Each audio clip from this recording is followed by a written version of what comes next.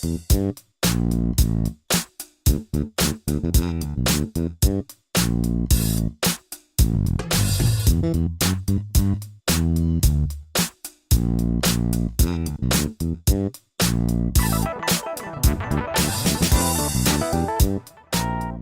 บบเสียงรอบทิศทางแบบ 7.1 Channel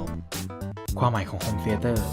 Home Theater เป็นระบบภาพยนตร์สำหรับใช้งานภายในบ้าน โดยรวมเอาระบบเครื่องเสียงและอุปกรณ์แสดงภาพเข้าด้วยกัน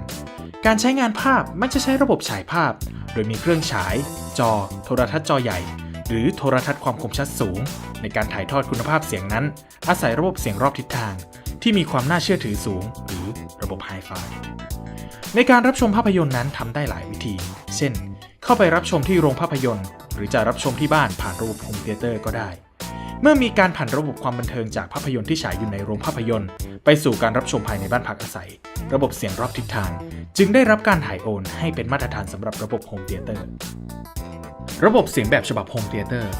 ในระบบเสียงแบบฉบับ Home Theater นั้นเสียงคือส่วนสำคัญสำหรับประสบการณ์ในการรับชมภาพยนตร์เกิน 50% ของความมันในการดูหนังคือมีระบบเสียงที่แจ่มแจ๋วดังนั้นชุดเครื่องเสียงที่ใช้จะทำให้ผู้ชมรู้สึกเหมือนมีโรงหนังอยู่ภายในบ้านระบบเสียงรอบทิศทางสำหรับระบบ Home Theater ที่นิยมได้แก่ระบบ 5.1 Surround Sound ระบบเสียง 5.1 ที่ดีจะช่วยให้คุณได้สัมผัสกับประสบการณ์การรับฟังเสียงรอบทิศที่เต็มอิ่มจาก DVD และ Blu-ray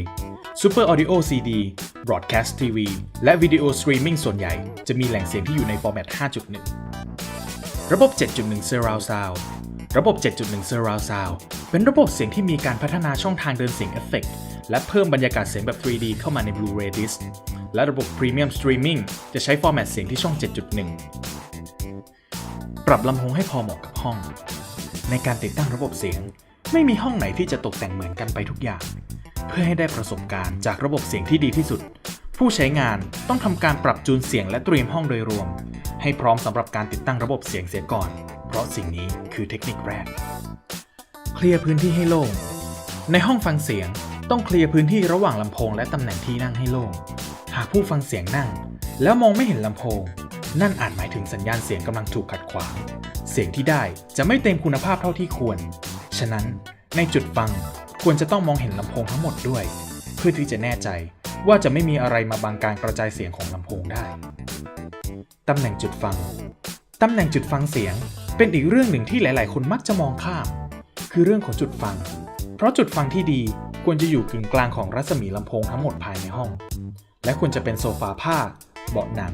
เพื่อที่จะเป็นวัสดุดูดซับเสียงไปในตัวด้วยการติดตั้งระบบเสียง 5.1 ในการติดตั้งระบบเสียง 5.1 นั้นการวางลำโพงแต่ละตำแหน่งนี้ไม่มีกฎเกณฑ์ตายตัวสามารถประยุกต์ตำแหน่งของลำโพงให้อยู่ในตำแหน่งตามความชอบและอรรถรสในการรับฟังมีวิธีการติดตั้งดังนี้ลำโพงกลางหรือเซนเตอร์ควรอยู่ตรงกลางตำแหน่งวางอยู่ข้างล่างทีวีตรงหน้าตำแหน่งที่นั่งลำโพงหน้าหรือ front ทั้งซ้ายและขวาควรทำมุมเฉียงกับคนนั่งด้านซ้ายของลำโพงทำมุมประมาณ30องศาและด้านขวาทำมุมประมาณ30องศาลำโพงเสียงรอบทิศทางหรือ surround ทั้งซ้ายและขวาควรปรับให้อยู่ในระดับหูเอียงเข้าหาคนนั่งและอยู่ในระนาบเดียวกับคนนั่งลำโพง subwoofer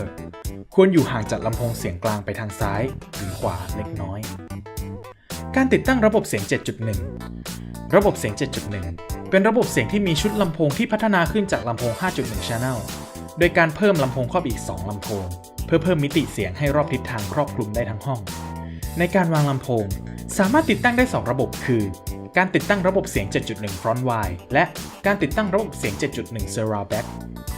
ในการติดตั้งระบบเสียง 7.1 Front Wide มีวิธีการติดตั้งดังนี้ลำโพงหลักทั้ง5ตัวมีการจัดวางแบบเดียวกับระบบเสียง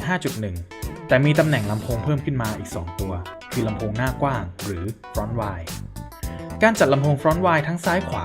ควรอยู่ตรงกลางระหว่างลำโพงหน้าและลำโพงหลังโดยทำมุมเอียงเข้าหาคนนั่งประมาณ60องศาการติดตั้งแบบ Front Wide มักจะใช้กับห้องฟังที่มีขนาดเล็กและตำแหน่งโซฟาอยู่ติดฝาผนังด้านหนึ่งของห้องการติดตั้งระบบเสียง 7.1 Surround Back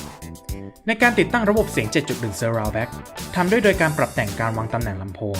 มีวิธีการติดตั้งดังนี้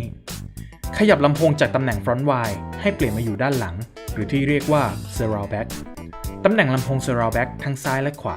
ควรอยู่ด้านหลังคนนั่งตรงกับลำโพงหน้าทำมุมเฉียงเข้าหาคนนั่งประมาณ60 องศา